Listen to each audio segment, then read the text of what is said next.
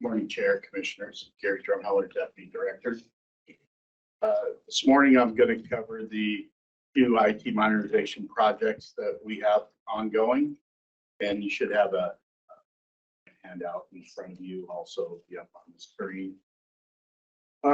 First, start off with how we kind of got here. We have legacy systems in place right now that are probably 30 years old, and they basically say we use duct tape to keep it going every day. It is an understatement. We have 2 full-time FTE people that are working on this every single day to keep it up and running, and they're ready to retire on top of that. And so we need to get this fixed and get something new, get us into the 21st century, so we can have current IT products that meet the standard today.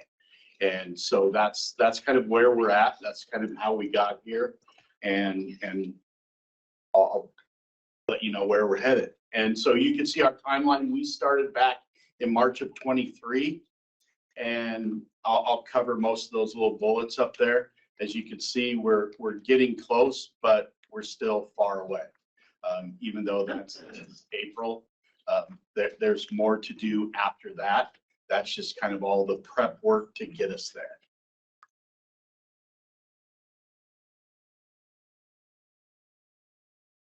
So to start off this project, we had staff come in, look at processes. We started with about 600 processes in place. We narrowed that down to 125. Through more looking at different processes, we got it down to 78, and we ended up with 90, which I'd say from 600 to 90 is pretty good. And I think that will help us get to where we need to be. And you can see kind of the breakdown in this slide of all the different places these processes are. As you can see, application is the most, because that's where everything starts.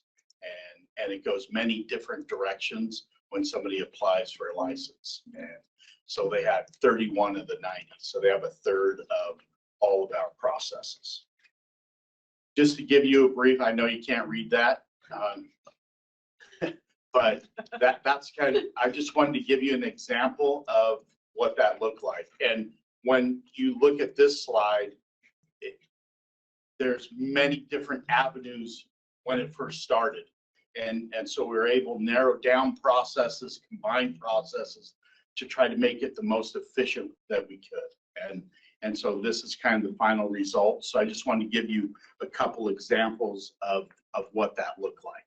And there's some other ones that are a lot more complex, like the investigation slide, when there's an investigation and how it goes. But I couldn't even get it on the screen. So I figured that wasn't a good example. But that just kind of gives you an example of what those processes ended up being. And I can send you a PDF that you can enlarge it if you want to look at the little boxes later on. So with our staff, we started out with subject matter experts working with our contractors. And through that process, we had a lag in getting our processes approved. And so we had to stop, regroup, and look at what's a better way of doing it. So we added our leadership group into this process.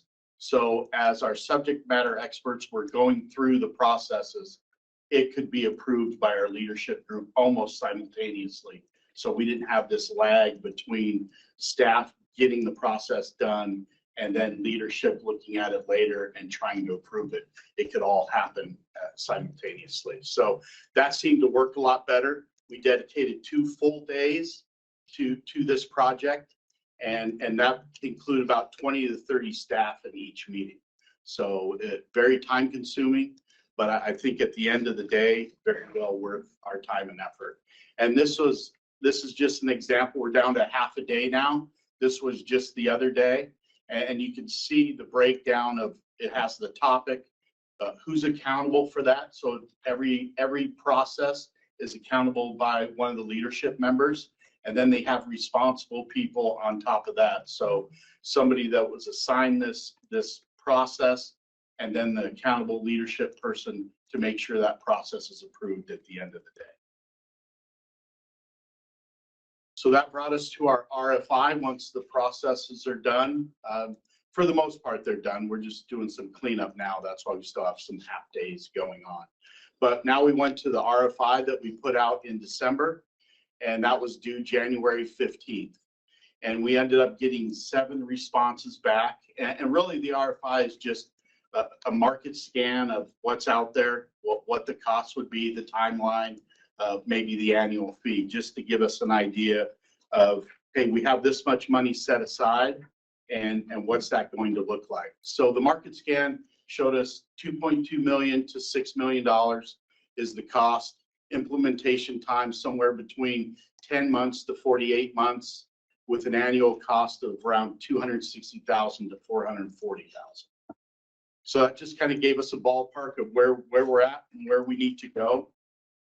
And this is the slide that we put together with all the vendors and the information that they shared with us. So now this is where we're at today. We're at the RFP. So one thing we didn't do that I think was brought up was a budget proviso.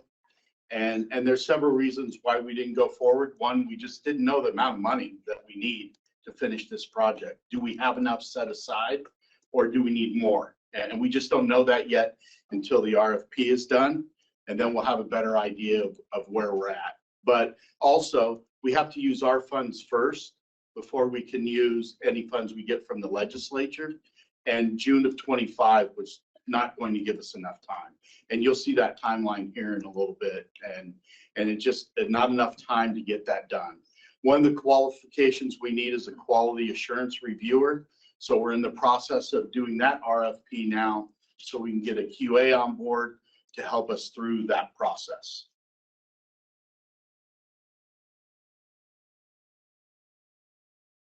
So like I said, it'll give us the cost, the timeline, and what it's going to take to get us done.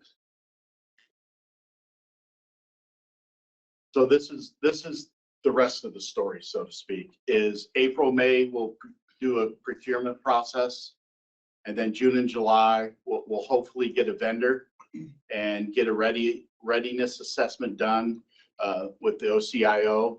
And then we'll move in July, August, contract negotiations once a vendor is selected, so that we can start to narrow down that scope and process, and then the implementation stage in September. Now, once that happens, it says go live at the end. Well, we don't know what that date is yet, just because we have so many steps between now and then before we get there. So the discovery is basically going through all those processes with the vendor, so they know what we're doing, what they need to do, and then it's negotiating with them, coming up with a design, development, and then obviously the testing of our processes to make sure it's going to work. And then we've got to train staff so they know how these new processes are going to work with the new technology that's in place. And so that's just going to take time. So that's our Polaris, as we call our Polaris project for IT modernization. The other project we have going that's IT related is our records management system. And basically that is our library that we have for all of our records. And it's something that we need, something that has to happen.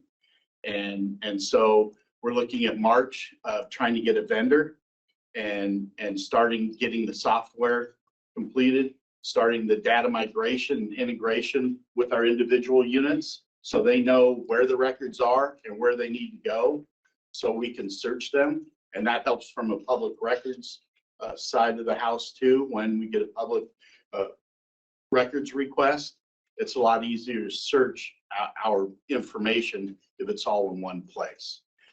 Then in May, we'll do some training with our staff for implementation, and then June, hopefully we'll go live if all works out. So that's all I have. Quick and easy. Easier said than done, right? Any questions?